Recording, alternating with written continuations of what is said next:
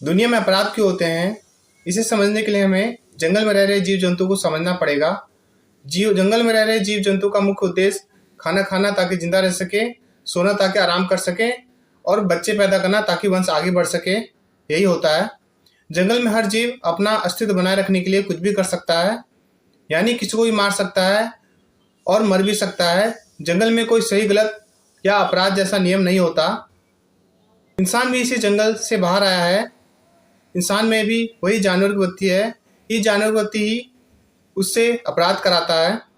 जैसे जानवर समूह का मुखिया बनने के लिए, अपने पेट पालने के लिए और अपने वंश को ज़्यादा से ज़्यादा आगे बढ़ाने के लिए कुछ भी कर सकता है, उसी तरह से इंसान भी समाज में पद प्रतिष्ठा, पेट, बच्चे के लिए लालच, मोह, ईर्ष्या और कामना आदि के वश में होकर अपराध करता है। हम बचपन से ही सुनते आए हैं कि हमारे अंदर एक बुरी आत्मा होती है और एक अच्छी आत्मा होती है। ये जानवर की वृत्ति ही बुरी आत्मा होती है, जिसे शैतान भी कहते हैं, और एक अच्छी आत्मा होती है जिसे ईश्वर कहते हैं, क्योंकि हमारे अंदर भी ईश्वर है। इंसान होने का मतलब ही है कि इन जानवर वाली वृत्ति से मुक्त होकर जीना और बिना बेईमानी अपराध के अपना जीवन यापन करना।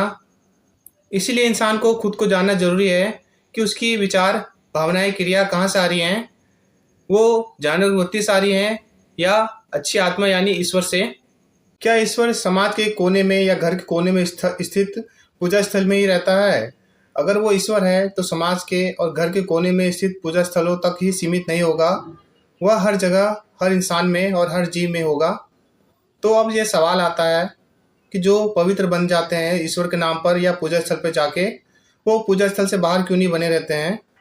ऐसे बहुत से व्यक्ति देखने को मिलते हैं जो गाली गलौज, मांस मदिरा, बुरे विचार पूजा स्थल पे नहीं करते हैं, पर इससे बाहर करने लगते हैं। तो एक ऐसा पाखंड है कि एक जगह ईश्वर है और दूसरी जगह नहीं है। एक जगह अच्छे विचार रखेंगे और दूसरी जगह बुरे विचार। क्या ये एक सोची समझी चाल है कि ईश्वर को एक कोने में बैठा दिया गया ताकि वो उससे बाहर कहीं ना देख पाए और फिर जो मर्जी है वो कर लो और बाद में फिर ईश्वर की चापलूसी करके पाप धो लो? ये कहाँ की बुद्धिमानी है? इंसान जानवर वृत्ति की वजह से अपनी कामनाओं को पूरा करने का जुगाड़ कर लेता है। एक साधारण उदाहरण देखते हैं।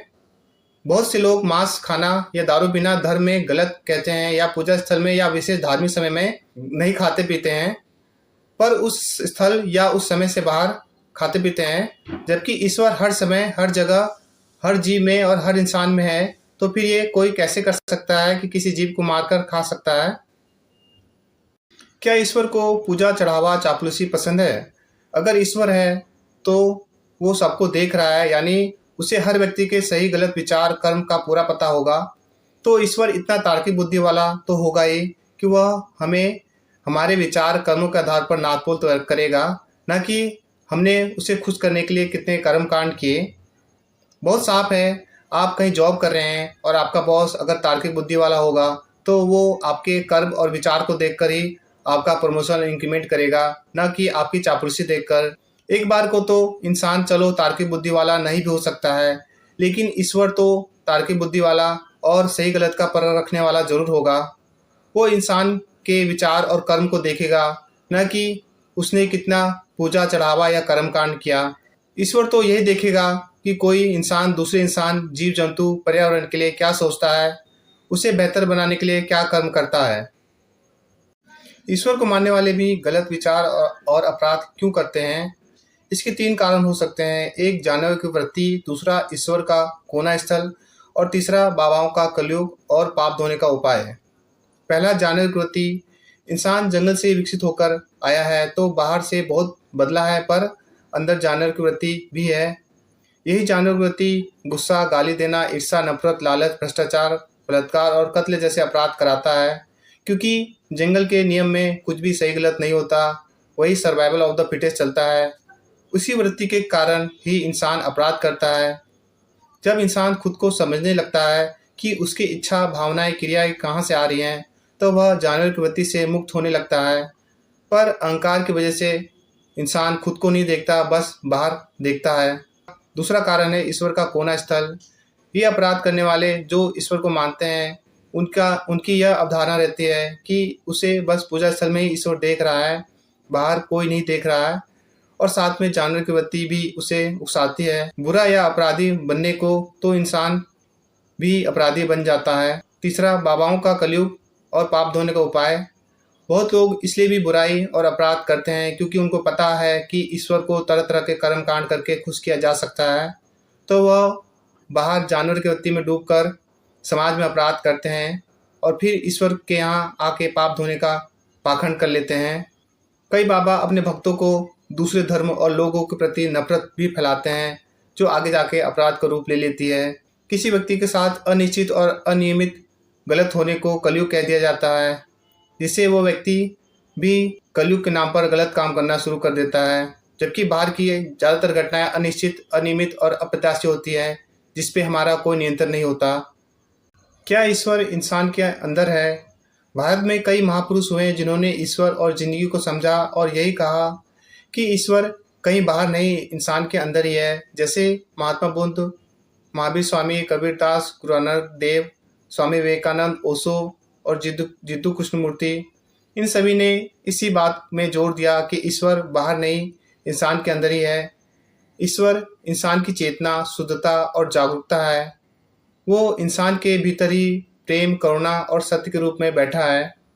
जैसे हिरण के नाभि में ही सुगंधित अर्क होता है, परंतु वो चारों ओर जंगल में खोजता है, उसी तरह से इंसान अपने अंदर ईश्वर लिए रहता है, पर वह बाहर खोजता है। मेरा भी यही मानना है कि अगर ईश्वर है तो इंसान के अंदर ही है, बाहर नहीं। ईश्वर इंसान की वो उच्चतम चेतना है जो जानवर से ऊपर उठकर इंसान की उच्चतम संभावना को पाता है।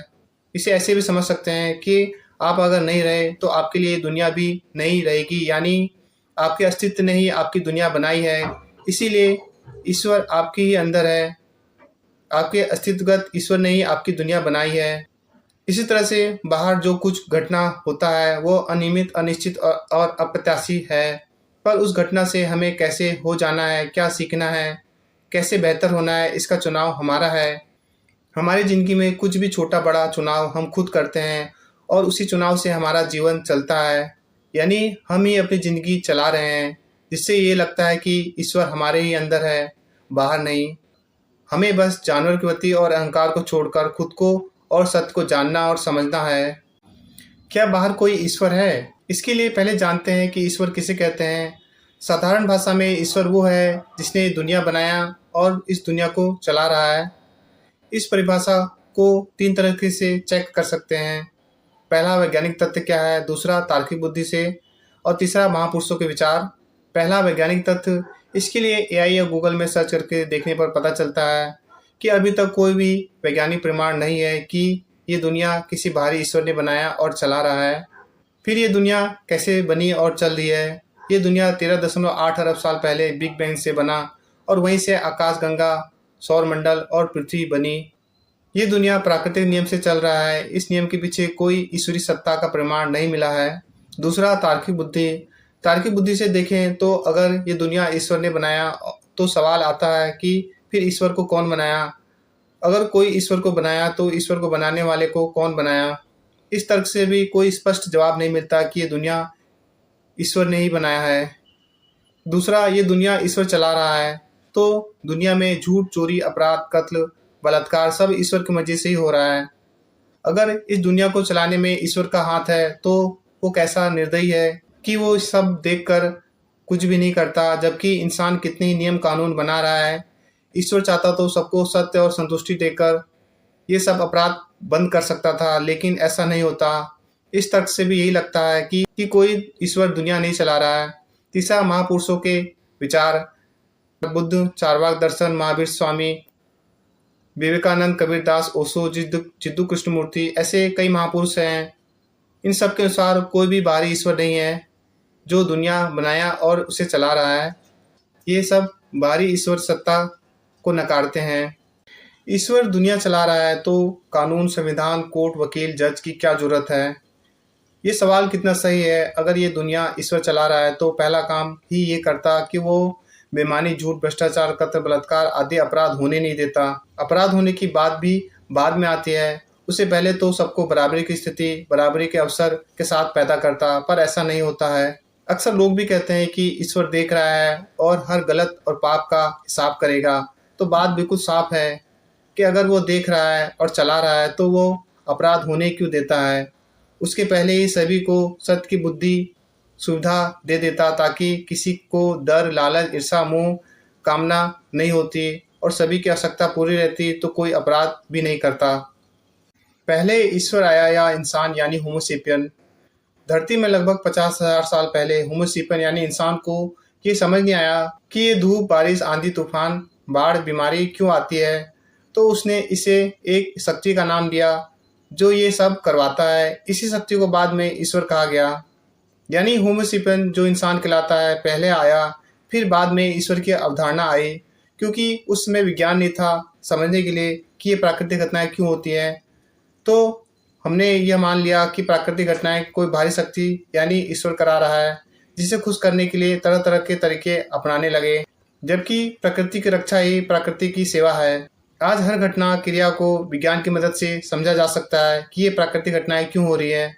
इंसान शुरुआत से ही बाहरी घटनाओं के लिए इतना कमज़ोर रहा कि उसको हमेशा सहारे की ज़रूरत महसूस रही और साथ में ही बचपन से ही ये मान्यता उसके मन में डाल दिया गया कि कोई बाहरी ईश्वर है जो ये दुनिया चला रहा है और सब कुछ पहले से ही तय है, जिससे उसकी जिज्ञासा और सवाल करने की शक्ति मर जाती है और जिसके कारण वो सच को खोजने की और उस जानने की कोशिश नहीं करता है। क्या ईश्वर खुद अवतार लेते हैं या पैगंबर भेजते हैं? लगभग 1500 से 3000 साल पहले जो व्यक्ति सत्य और जीवन को समझकर समाज सुधार का काम किया, जिन्होंने समाज को बेहतर बनाने और इंसान को सही रास्ते दिखाने का काम किया, उन्हें ही बाद में ईश्वर या पैगंबर बना दिया गया, क्योंकि उस समय जिंदगी को समझने, सत्य को जानने और चेक करने वाला बहुत कम न के बराबर रहता था। तो जो कोई भी हुआ एक आत्मज्ञानी, उसे ही अवतार या पैगंबर बना दिया गया। एक साधारण व्यक्ति को हमेशा बाहरी, अनिश्चित, अनियमित और अप्रत्याशित घटनाओं का डर की वजह से सहारा चाहिए होता है, जिसकी वजह से जो महापुरुष धरती में हुए उन्हें ही ईश्वर बना दिया गया, जबकि उन महापुरुषों की शिक्षा और उपदेशों को जिंदगी में उतारना चाहिए। धरती में पिछले 1500 साल में कोई भी ऐसा अवतार या पैगंबर नहीं आया, क्योंकि अब समाज में शिक्षा और विज्ञान तेजी से फैल रहा है।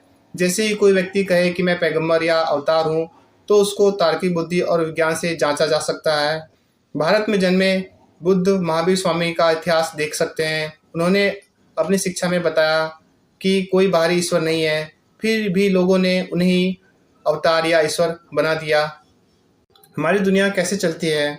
हमारा विकास पहले जंगल से ही हुआ है। तो जंगल को देखें तो वहाँ पर सर्वाइवल ऑफ द फिटेस्ट का नियम चलता है, यानी जो मजबूत रहेगा वही जिएगा, जो कमज़ोर रहेगा वो और उसका वंश नहीं बच पाएगा। तो जंगल की दुनिया इसी नियम से चलती है। हम इंसान इसी जंगल से बाहर आए हैं, तो ज़्यादातर समाज में इसी नियम से व्यक्ति बस अपने और अपने वंश के सर्वाइवल के लिए जीता है, यानी वो जानवर की वृत्ति के वश में रहकर जीता है। इस तरह के विचार में जीना जानवर की तरह जीना हुआ, क्योंकि ये पहले से निर्धारित लक्ष्य है जो जानवर की वृत्ति से ही आते हैं, और इसके लिए जी भी लिए तो कम से कम बेईमानी, भ्रष्टाचार, ईर्ष्या, लालच और अपराध जैसे बुराइयों के बिना जिया जा सकता है, क्योंकि ईमानदारी, भाईचारा, करुणा, प्रेम जैसे सद्गुण ही इंसानियत की निशानी है। हमारे बाहर की ज़्यादातर घटनाएं रैंडम, अनसर्टेन और अनएक्सपेक्टेड होती हैं। उसमें हमारा कोई नियंत्रण नहीं होता है। उसका सामने करने के लिए हमें मजबूत बनना होता है। हमारे नियंत्रण में बस हमारा होना और बनने का चुनाव होता है, यानी बाहरी घटनाओं को हम किस तरह से देखते हैं, उससे क्या सीखते हैं, उससे हम क्या होने वाले हैं, इसका चुनाव हमारा होता है। इन्हीं बाहरी घटनाओं से खुद को और समाज को बेहतर बनाने की कोशिश करते रहते हैं।